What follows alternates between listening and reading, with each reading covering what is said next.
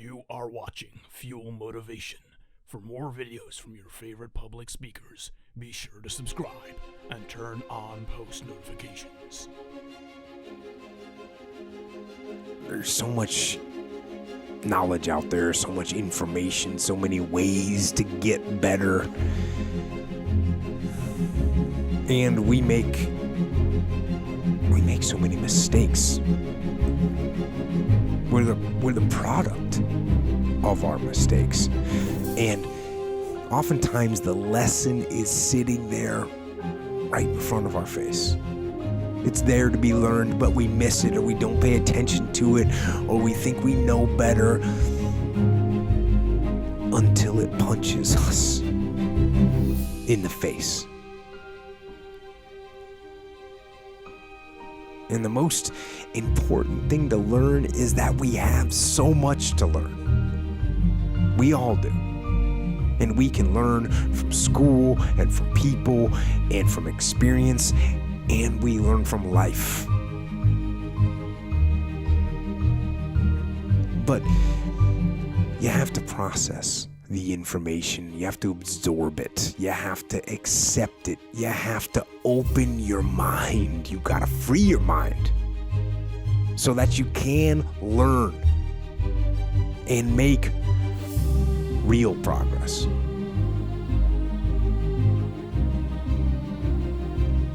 And as far as regrets and things I wish I would have done differently, of course. Hindsight is 20/20, and looking back, of course, who wouldn't want to take another go at something and improve on the first try by doing it again? And then why not do it again and again and again, and why not just do it over and over again until you have it perfect? But the fact is, you don't get that chance. You get one shot at this gig right here. Life. One life. That's all you've got. And regret, in and of itself, it's worthless. It does nothing for you. In fact, the only valuable thing in regret is the lesson you learned, the knowledge that you gained. But walking around filled with regret gets you nothing. So, learn and move on. Don't let regret beat you down. Don't be a slave to regret. No. Let it teach you. Let it make you better.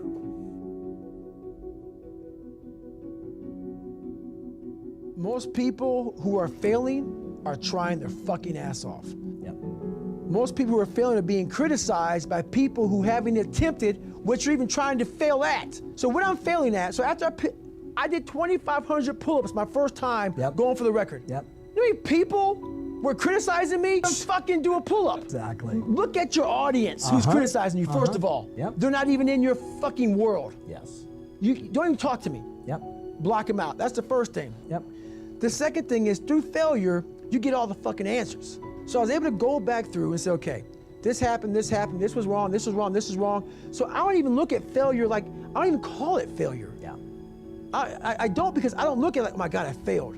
No, I look at, okay, like trying to invent the fucking light bulb. I'm afraid to know what's failure. I'm trying to invent a fucking light bulb. Yeah.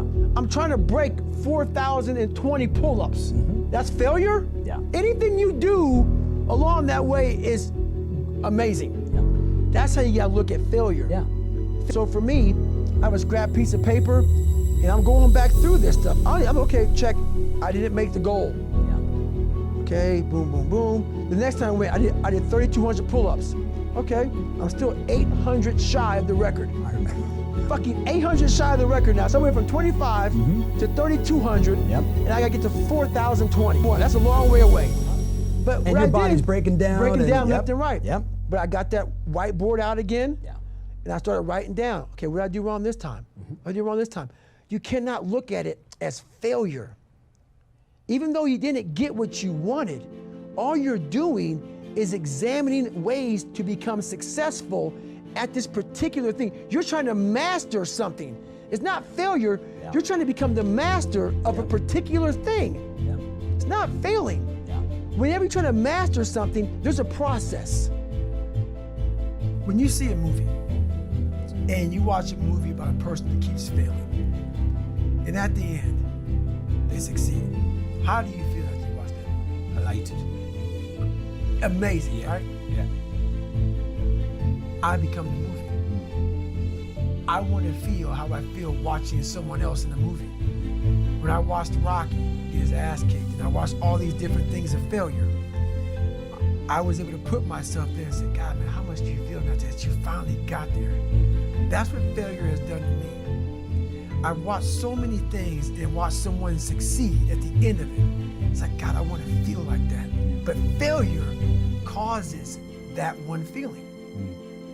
Without that failure involved, you don't have that feeling. If you just pass and you succeed and you're great, that feeling, yeah, okay, I'm good. What takes you years, months, years to accomplish because you just can't get over the hump, but you continue going back to the drawing board. You're looking for those few seconds after you finally figure out the equation, whatever the equation may be, to get you to finally pass, to succeed. I live for that feeling, but I can't get that feeling without going through, fuck, I failed this equation, I failed this one, I failed this one, I failed this one. Oh, I'm figuring it out. So you start to feel it before you even pass, before you even get to the success part. And then once you succeed, the feeling's unbelievable. And you take that feeling of success, your failure, and you put it in your cookie jar. And you say, I'll come back and get you again. I'm gonna need you again.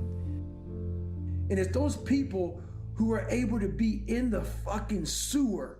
It's very easy to be motivated on those good days of life. It's that cat who can be at the bottom of at the bottom of the sewer, who can find great motivation alone. There's no coach, there's no trainer, there's no nothing. There's no mom, dad, sister, cousin, brother, wife, husband. It's you and you alone in the worst possible spot of your life. If you can find drive, determination, motivation in those times alone, you figured it out. And we have it all in our minds. It's how you talk to yourself and how you visualize coming out of it. It's how you see yourself in the dungeon of life. Many of us can't find strength there, but there's so much strength in the dungeon because so many people just stay there. It's that motherfucker who's willing to come out of it that becomes glorious at the end of it all.